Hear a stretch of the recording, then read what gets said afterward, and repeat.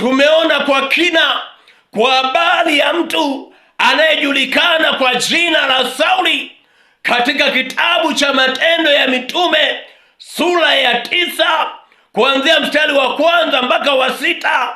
Lakini ukisoma habari yote kutoka mwanzo mpaka mwisho kwenye sura hiyo ya 9, utaona kwa kina kwa habari ya mtu huyu anayejulikana kwa jina la Sauli.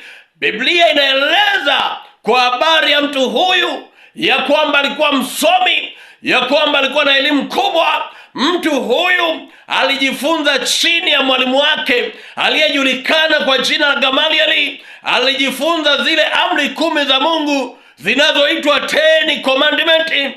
Mtu huyu kwa habari ya Agano la Kale alijifunza kwa kina na kutaka mtu yeyote ambadilishe kwa habari ambazo amejifunza.